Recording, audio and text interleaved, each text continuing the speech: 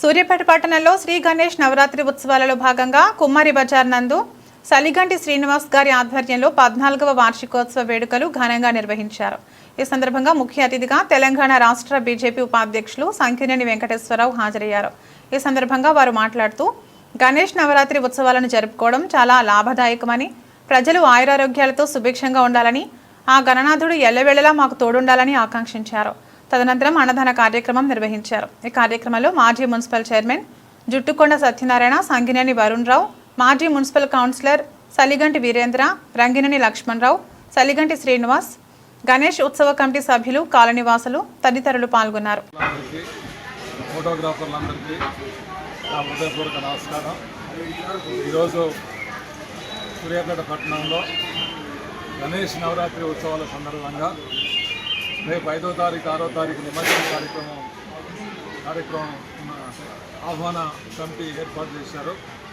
ఆ సందర్భంగా ఈరోజు ఇక్కడ ఈ చాకల బజార్లో చాకల బజార్ 47వ వార్డులో పెద్ద గణేష్ విగ్రహాన్ని కూడా ఏర్పాటు చేసి సోదరులు సలిగంటి శ్రీనివాస్ గారు మరియు కమిటీ అందరికీ, ఆర్గనైజింగ్ కమిటీ అందరికీ కూడా పేరు పేరున ఉదయ్ మిగిలినటువంటి మిత్రులందరికీ కూడా నమస్కారాలు తెలియజేస్తూ, ఆ భగవంతుడు ఈ గణేష్ నవరాత్రుల సందర్భంగా సూర్యాపేటలో కూడా 200 పైగా విగ్రహాలు ఏర్పాటు చేయడం జరిగింది. చిన్న పెద్దవి కూడా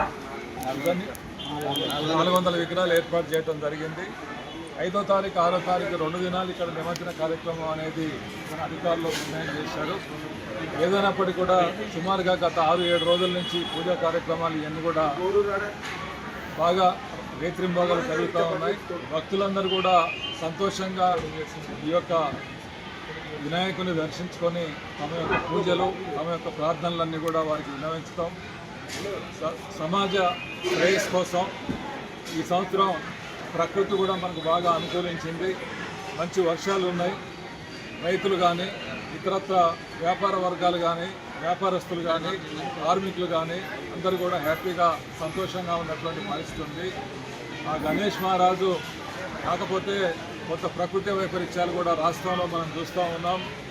దానివల్ల కొంత భారీ నష్టం కూడా జరిగినటువంటి పరిస్థితి ఉంది. సరే, మన సూర్యాపేట జిల్లా, నల్గొండ జిల్లాకు వచ్చేవరకు కొంత నష్టం తక్కువైనప్పటికీ కూడా మరి ప్రకృతి వైపరీత్యం వల్ల బాగా నష్టపోతున్నటువంటి పరిస్థితి కూడా ఉంది.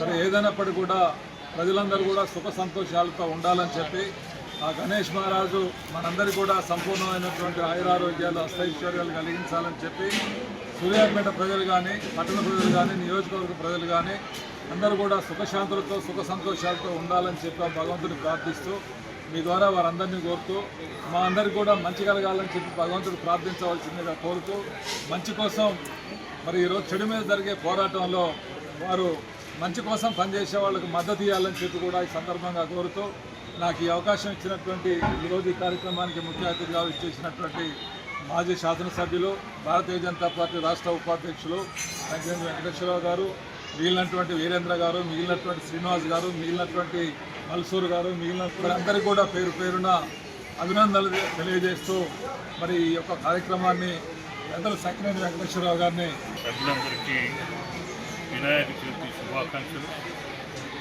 మరియు సూర్యాపేట పట్టణంలో దాదాపుగా 400 విగ్రహాలను ఈ సంవత్సరం వినాయక విగ్రహాలను పెట్టడం, భక్తి శ్రద్ధలతో పూజా కార్యక్రమంలో పెద్ద ఎత్తున మహిళలు, పురుషులు.